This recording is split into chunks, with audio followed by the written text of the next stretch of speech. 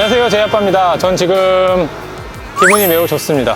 왜냐면 일을 빙자해서 낮술을 한잔 먹으러 왔는데, 낮술 한잔 할래요? 제가 항상 이제 저희 브랜드 오픈하고 하면 하이볼을 위주로 많이 먹었잖아요. 제가 하이볼을 좋아하긴 하지만 실은 저는 맥주 러버입니다. 맥주를 많이 좋아해서 일을 하면서 맥주를 먹을 수 있다는 게 아주 텐션이 지금 좋아요. 감사하게도 이제 생활맥주에서 저를 초대를 해주셨어요. 제가 원래 하는 일이 일이니만큼 프랜차이즈 술집은 잘 안 갑니다. 왜냐면 프랜차이즈는 뭔가 메뉴든 시스템이든 본사에서 만들어 놓고 그걸 이제 복사하는 시스템이잖아요. 근데 생활맥주는 프랜차이즈지만 프랜차이즈답지 않은 구석이 많이 있어서 저는 초창기부터 좀 다녔던 매장이에요. 이제 들어가서 맥주 마시면서 마저 얘기를 해보겠습니다.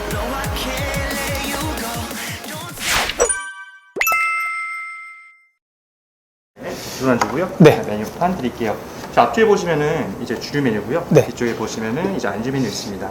그리고 앞쪽에 여기 수제 맥주 개 종류가 있어요. 네. 혹시 추천 원하시면 말씀 부탁드릴게요. 일단은 예. 좀 샘플로 먹어볼게요. 샘플러는 일단 기본적으로 스타일이 정해져 있어서 네. 라거, 그다음 페일에일, IPA, 스타우트, 밀맥주 이런 식으로 가는데 그럼 그렇게 주시고 치킨 저 치킨은 종류가 순살, 윙봉, 그다음 뼈 이렇게 있는데 뼈 주세요. 네, 알겠습니다. 네, 감사합니다.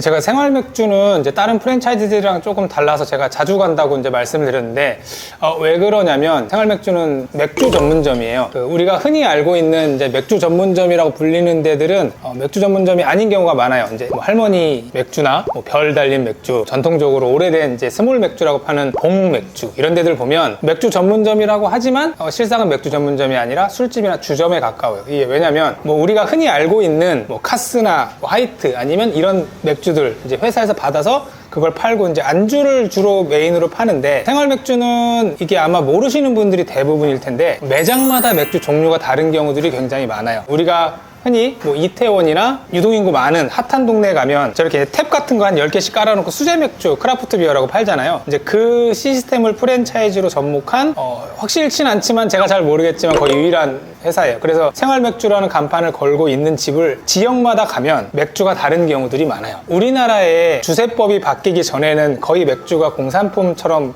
판매가 됐었는데 주세법이 바뀌면서 수제맥주들이 많이 풀렸잖아요. 그러면서 우리나라에서 수제맥주 양조장이 제가 얼핏 보기로는 한 150개 정도가 되는 걸로 알고 있는데, 거기 한 50개 정도의 매장이랑 이 생활맥주랑 같이 계약을 맺어서 그쪽에서 나오는 맥주들을 생활맥주에서 받기 시작을 해요. 근데 우리가 흔히 수제맥주집 전문점 가면 처음에는 탭이 뭐 10개, 15개 이렇게 쫙 깔려있어요, 종류별로. 근데 한 두세 달 가면 2개 안 팔고, 몇 달 있으면 한 3, 4개밖에 안 팔아요. 이게 왜냐면 맥주들이 전체적으로 다 고르게 판매되지가 않거든요. 그럼 장사하는 입장에서 재고가 쌓이고 퀄리티가 떨어지다 보니까 안 나가는 건 파는 거예요. 근데 생활맥주는 점주님들이 본인들이 원하는 맥주를 선택할 수 있고, 이게 하다가 안 팔리면 본사랑 얘기를 해서 이걸 갈아줘요. 그래서 어느 생활맥주 타이틀을 갈고 가는 데를 가도 맥주가 퀄리티가 높고 종류가 다양하다. 그래서 저는 맥주 전문점으로 가는 느낌으로 생활맥주를 갑니다. 저희 앞쪽이 이제 페라, 그다음에 선이씨, 그다음에 서양 페일에일, 그다음에 IPA, 그다음에 스타우트 흑맥주입니다. 네, 감사합니다. 일단은 먹고 다시 떠들겠습니다.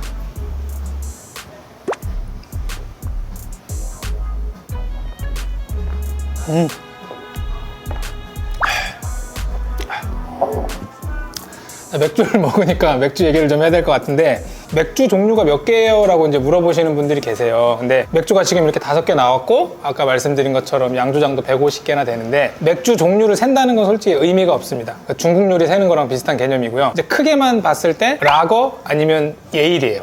그러니까 라거는 전 세계 90% 이상이 라거 맥주라고 생각을 하시면 돼요. 우리가 흔히 마시는 카스, 테라, 한맥 뭐 이런 애들이 라거고, 그 외에 이제 다른 애들이 예일인데 크게 어떻게 보면 차이는 없어요. 다만 이 맥주를 발효했을 때 알코올을 만드는 성분이 효모가 낮은 온도에서 되느냐 높은 온도에서 되느냐, 이제 그 차이인데, 밀맥주도 있고 흑맥주도 있고 IPA도 있고 그냥 예일도 있는데 결국엔 얘네는 다 예일입니다. 다 그런 건 아니지만 흔히 우리가 마시는 청량감 있고 탄산 좀 있고 깔끔한 것들이 라거고요. 지금 보시면 약간 탁한 느낌의 묵직한 애들이 예일이에요. 근데 그거를 조합을 하면서 종류가 많아질 뿐이지 결국엔 라거 아니면 예일입니다. 그러면 IPA는 뭐냐? IPA도 예일인데 이게 인디안 페일 예일이거든요. 그러니까 인도에서 먹는 게 아니고 옛날에 영국 애들이 인도를 지배했을 때 이제 영국에서 인도까지 너무 머니까 맥주가 다 상하는 거예요. 그래서 좀 홉도 많이 넣고 도수도 높이고 유통기한도 좀 길게 해라 라고 해서 IPA가 만들어졌고, 근데 이게 만들어 보니까 너무 맛있는 거예요. 그러다 보니까 이 인디아 페일 예일에 아메리카가 붙고 잉글리시가 붙고 미국 인도 맥주, 영국 인도 맥주 이런 느낌인데, 그래도 IPA가 요즘엔 굉장히 핫하고 사람들이 많이 먹습니다. 저도 IPA를 좋아하고요.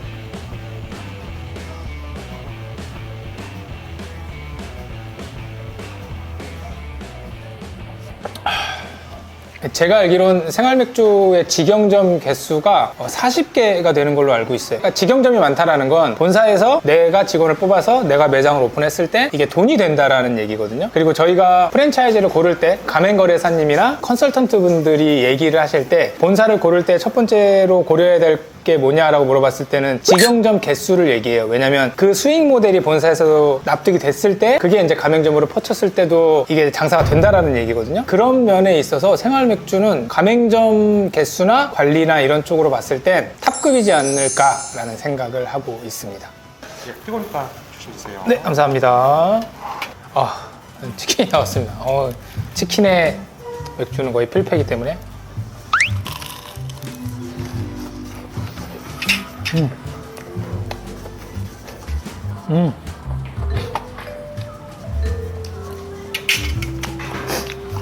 치킨이 조금 매콤해요. 원래 맥주에는 건강 생각 안 하고 약간 기름진 걸 먹어야 되는데 기름진 걸 먹으면 좀 느끼하거든요. 근데 약간 매콤하니까 맥주랑 되게 잘 어울리는 것 같고, 생활맥주가 뭐 치킨 배달도 하더라고요. 근데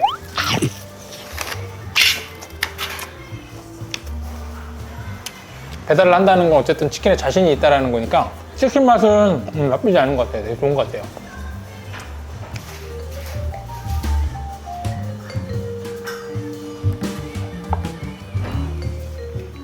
제가 생활맥주 이제 홍보하고 이런 걸 보니까 평소에 관계없이 주방을 혼자 돌릴 수 있다라고 얘기를 하더라고요. 근데 저는 솔직히 믿지는 않았어요. 아무리 시스템이 잘 돼 있고 본사가 이렇게 잘 만들어졌다고 해도 평수가 15평이든 뭐 30평이든 40평이든 50평이든 주방을 혼자 할 수 있다고 해서 저는 그게 약간 의아해 했는데 확인을 한번 해볼 필요가 있을 것 같습니다. 가보시죠.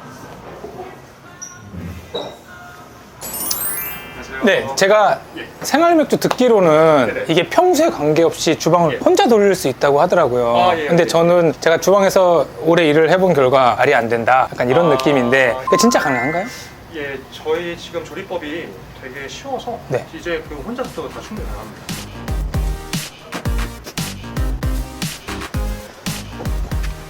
보통 다른 브랜드랑 다르게 파우더나 뭐 이런 종류도 이제 한 종류만 쓰고 있고 원팩으로 나와서 조리법이 되게 쉽습니다. 여기가 풀로 탔어요. 예, 맞습니다. 치킨이 한 번에 예를 들어서 한 6마리가 들어왔어. 그래서 한 번에 돼요? 예, 한 번에 됩니다. 혼자서? 예, 맞습니다. 반죽 묻히고 파우더 묻힌 다음에 이제 한 번에 들어가면 되기 때문에 이제 한 번에 한 12마리 정도 뽑을 수 있습니다. 아무것도 모르는 사람이 매장을 오픈을 해서 예. 혼자서 능숙하게 하는데 기간이 얼마나 걸릴까요? 교육을 저도 이제 여기서 처음 와서 일할 때 2주? 이제 그 레시피만 간편하게 외우면은 조리하는 데 문제는 없습니다. 조리는 들어온 순서대로 차근차근 뽑으면 되니까. 애착이 가는 메뉴요? 앵그리버드요. 왜요? 네, 맛있어서요. 여담인데 전 KFC 가서 혼술을 많이 하거든요. KFC에서 맥주 팔잖아요. 왜요? 네. 몰랐는데? KFC에서 맥주를 파는데 거기 혼술하기가 되게 좋아요. 맥주가 맛있진 않아요. 근데 충분히 혼술할 수 있는. 제가 예전에 KFC에 면접을 간 적이 있었어요. 메뉴 개발 팀장으로. 거기서 이제 최종 CEO 면접에 들어가서 KFC에서 맥주 팔자 그랬더니 나한테 쌍욕 빼고 다 했는데 요즘 팔고 있어요. 언제부터 팔았어요? 얼마 안 됐어요. 한 2, 3년 됐나? 2013년? 그때부터 이제 KFC에서 맥주 팔자 그랬었는데.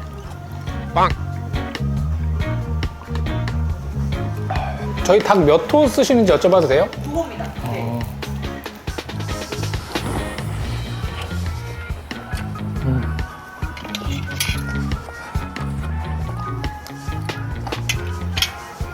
근래 중에 제일 행복하게 촬영하는 것 같아.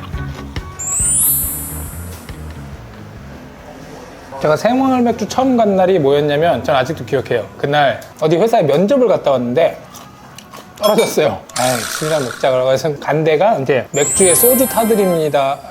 그 문구에 흘려서 맥주 값으로 소맥 먹자라고 해서 들어갔던 데가 생활 맥주였어요. 사장님, 딸님이 좀 싸주려고 하니까 이거 포장 좀 해주세요. 아, 네, 알겠습니다. 감사합니다. 알겠습니다. 생활 맥주 자체는 맥주에 힘을 준 브랜드예요. 그리고 수제 맥주 전문점 가면 이렇게 안주가 헤비하지도 않고, 그러니까 맥주가 너무 잘 돼 있는데 그거를 조금 더 어필을 했으면 좋지 않나. 근데 안주 시스템 자체가 되게 잘 돼 있다 생각보다. 그런 느낌에서는 생활 맥주를 해라 이런 말씀은 솔직히 저는 못 드립니다. 약간 프랜차이즈 회의론자이기 때문에. 근데 그럼에도 만약에 프랜차이즈를 꼭 하셔야 된다면 생활 맥주 정도는 그래도 상위 클래스다라는 말씀을 드리고 싶습니다. 예, 한번 드셔보세요. 뱀입니다. 골비면입니다. 골빈면이요? 네. 이것도 뭐 먹어야겠네. 저 IPA 한 잔만 주세요. 아, 알겠습니다.